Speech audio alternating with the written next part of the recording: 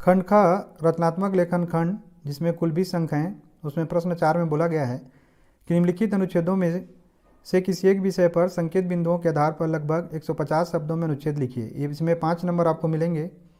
इसमें क है कोरोना काल और ऑनलाइन पढ़ाई। तो इसमें संकेत बिंदु ध्यान से देखिएगा आप लोग, इसी के ऊपर लिखना है। जैसे कि मैंने लिखा हुआ है कि भूमिका है, लॉकडाउन की घोषणा है, ऑनलाइन कक्षाओं का आरंभ है, इसके लाभ, ऑफलाइन कक्षाओं से तुलना, तकनीकी से जुड़ी बाधाएं और निष्कर्ष। साथ ही साथ ध्यान दीजिएगा जो शब्द सीमा है 150 शब्द है ना, इससे ज़्यादा नहीं होना चाहिए, नहीं तो फिर आपके मार्क्स कटेंगे।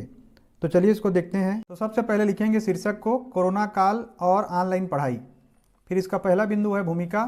कोविड-19 कोरोना वायरस के तेजी से फैलने के कारण संपूर्ण मानवीय गतिविधियों को रोकना आवश्यक हो गया।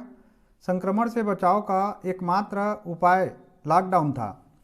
फिर इसमें दूसरा बिंदु है लॉकडाउन की घोषणा। 24 मार्च 2020 को प्रधानमंत्री मोदी जी ने संपूर्ण भारत में लॉकडाउन की घोषणा की, जिससे धारा 144 के कारण बच्चों और बड़ों को घर में रहना पड़ा।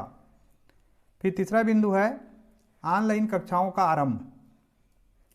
लॉकडाउन के साथ ही सभी शैक्षणिक गतिविधियां ऑनलाइन द्वारा की जाने लगीं, जिससे बिना संपर्क में आए घर से ही कक्षाओं का संचालन होने लगा। फिर यहाँ पे एक स्लोगन मैंने लिखा है, कोरोना ने दिया सबको ये मौका, कोरोना ने दिया सबको ये मौका, एक बार में पहुँचाया ऑनलाइन शिक्षा, एक बार में पहुँचाया ऑनलाइन शिक्षा। फिर इसके बाद अगला बिंदु है इसके लाभ। इससे विद्यार्थियों में कोरोना का प्रसार कम हुआ, वे बिना संपर्क में आए शिक्षा प्राप्त करने लगे। करोड़ों विद्यार्थियों के साथ शिक्षकों को तकनीक को सीखने और उपयोग करने का अवसर मिला। आगे मैंने एक स्लोगन लिखा है, सब ने सीखा नवाचार, सब ने सीखा नवाचार करने लगे ऑनलाइन व्यवहार, सब ने सीखा नवाचार करने लगे ऑनलाइन व्यवहार। अगला जो इसमें बिंदु है ऑनलाइन कक्षाओं से तुलना। तो ऑनलाइन कक्षाओं का प्रभाव ऑफलाइन कक्षाओं की तुलना में कम होता है, क्योंकि इसमें विद्यार्थी शिक्षक के सामने में नहीं होते हैं। साथ ही खेलकूद और सांस्कृतिक गतिविधियां बंद हो जाती हैं। अगला बिंदु है तकनीकी से जुड़ी बाधाएं।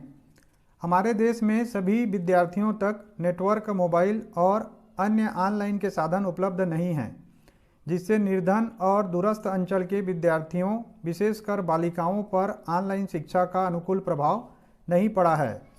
निष्कर्ष, ऑनलाइन पढ़ाई ऑफलाइन पढ़ाई का विकल्प नहीं हो सकता है, फिर भी सभी तक नेटवर्क और संसाधन पहुंचाकर इसे और प्रभावी बनाया जा सकता है।